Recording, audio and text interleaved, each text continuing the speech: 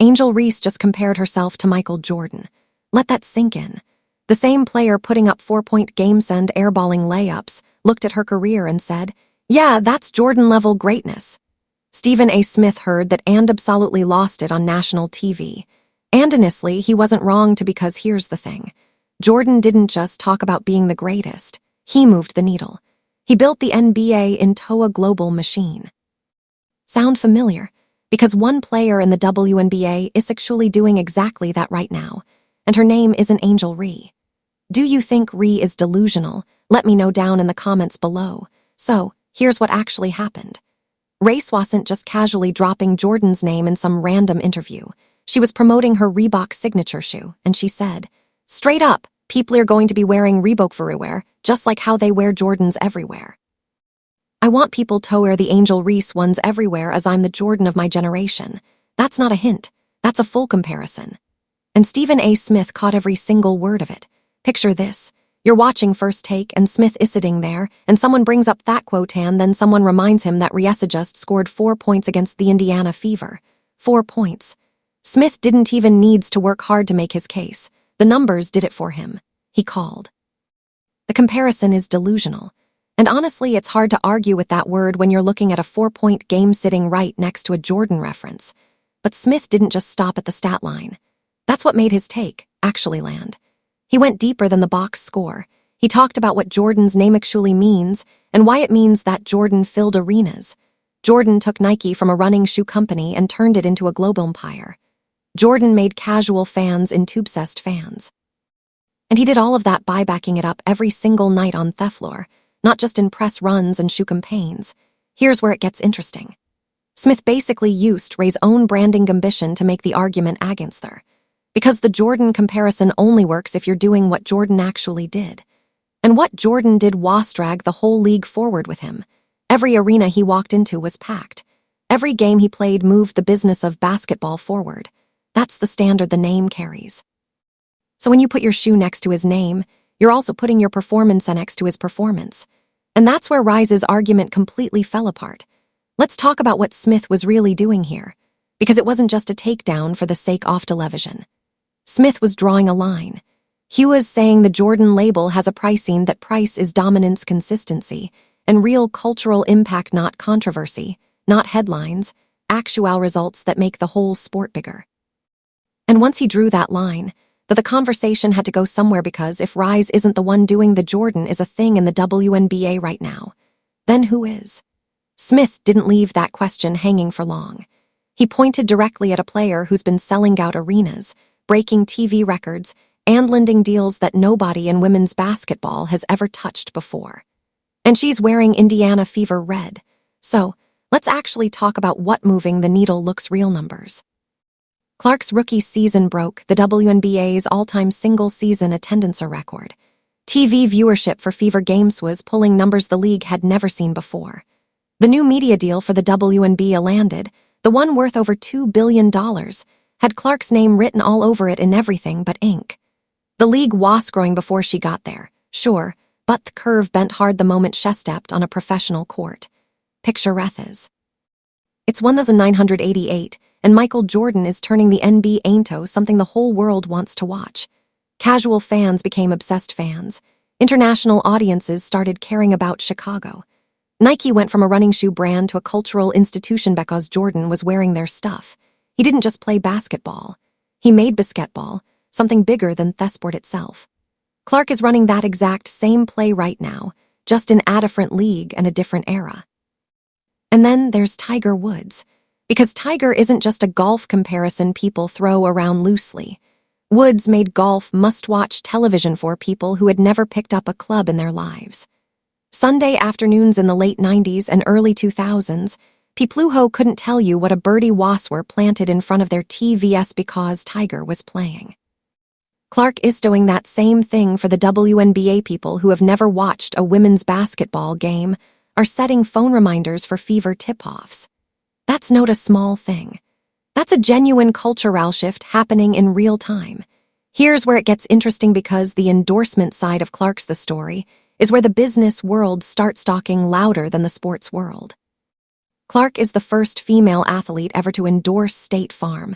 not the first WNBA player, the first female athlete, period, in the company's entire history. She has a Wilson signature sporting goods line. And that's the first Wilson signature line since Michael Jordan's. Her Nike deal is the largest endorsement deal in WNBA history. And now she's added a record-breaking Gatorade deal on top of all of that. But that's not all. The LPGA partnership is the one that really shows you how wide her brand has spread. She's not just a basketball name anymore. To the market, she's a sports figure that crosses into golf, in top fashion into everyday consumer culture. Brands in completely different industries are coming to her because the audience follows her everywhere. So, when Stephen A. Smith points at Clark as the real needle mover, he's not doing television drama. He's just reading the data back out loud. The attendance sheets, the TV ratings, the sponsorship portfolios, they all tell the same story. The Jordan and Tiger comparisons stick, not because off championship rings yet, but because Clark is pulling people in who had no reason to care before she showed up. This didn't start with a shoe campaign and a Jordan comparison. Go back to April 2023, the NCAA championship game, LSU versus Iowa. Clark had just carried Iowa got to the title game, and Reese got in her face with a you-can't-see-me gesture, waving her hand in front of Clark's eyes are right there on the court. The cameras caught all of it. The internet exploded, and Reese leaned in tow every second of that attention was hard. Now, here's the thing. That moment wasn't just a taunt. It became the foundation Reese built her whole brand on, controversy over performance, headlines over box scores. And that might work for a while, but it also means every single thing you do after that gets measured against that same energy. So when Clark started getting bigger crowds, bigger deals, bigger headlines, people were already watching to see how Reese would respond, and the response was always the same. Clark gets a buzz around a record TV deal. Reese pops up with a comment or a provocative marketing push. Clark lands a major sponsor. Reese finds a way to make noise. It's been reactive from day one. There's no moment where Reese just put her head down and let her game do the talking because the game wasn't doing enough talking on its own. Let's talk about the Chicago Sky drama because that fits this exact same pattern. Instead of just going out and balling and proving her value, Reese went public with frustration about her team's roster decisions. She called out the front office publicly. And look, players have legitimate gripes sometimes, right? But there's a way to handle that internally, and there's a way that gets you are the headlines. He picked the headlines every time. Here's where it gets interesting. That strategy has a short shelf life. Clicks are not the same thing as credibility. Sponsors are not scrolling Twitter looking for controversy to invest in. They are watching the full picture. Every public complaint gets logged, every beef, every call-out, every moment where you make yourself the story for the wrong reasons. All of it builds up into a profile that brands have to weigh when they're deciding where to put their money. And then you look at Clark. Her public comments are about the fever improving, about wanting to compete for a championship, about the league getting better deals and better coverage. She's talking like someone building something. Reese is talking like someone counting what she hasn't been given yet. So the Jordans comparison wasn't random. It came from 2 years of watching Clark get the recognition Reese wanted, the covers, the deals, the sold-out arenas, and not being able to close that gap where it actually counts, which is on the floor. So Shetry to close it in a shoe prom instead. So while Reese is out here comparing herself to Jordan, her signature Reebok shoe is sitting in bargain bins, not flying off shelves, not selling out in minutes, sitting there marked down, waiting for someone to pick it up. And that shoe has been on the market 4 months now. Picture this. The Reebok deal was supposed to be Reese's big proof of concept. Her own shoe, her own line, her name on a product that fans would actually go out and buy. That's how you show the market your star. Power is real. That's how you back up the brand you've been building since that 2023 championship game. Instead, the shoe underperformed badly enough that Reebok has already quietly pulled back on marketing it. No big announcement, no drama, just the campaign stopped. And in the brand world, that silence is loud. Let's talk about what that actually means. When a company stops pushing a product, it's not because things are going great. Reebok put money behind that shoe and the consumers didn't respond the way they needed them to. So now there are real questions inside Reebok about where this partnership goes long-term. That's a massive shift from where things were when the deal first got announced, and everyone was treating it like this huge moment for Reese's brand. Here's where it gets interesting.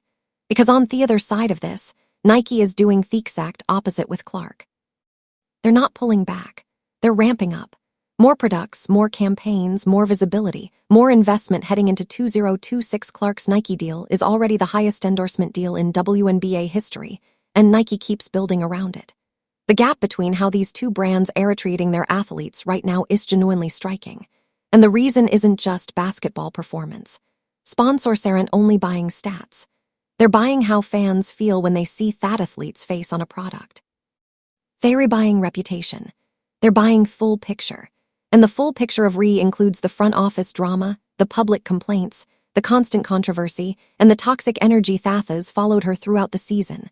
All of that factors into whether a regular person wants to pull out their wallet and buy your shoe. But that's not all, because Clark's products aren't just selling. They're projected to sell out in minutes when they drop. Minutes. Reese's shoe couldn't move units after months on the market. That's not just a gap. That's a completely different universe of consumer demand. Brands talk to each other. They watch each other's moves. When Reebok starts going quiet on an athlete, other companies around the league notice that. They adjust their thinking.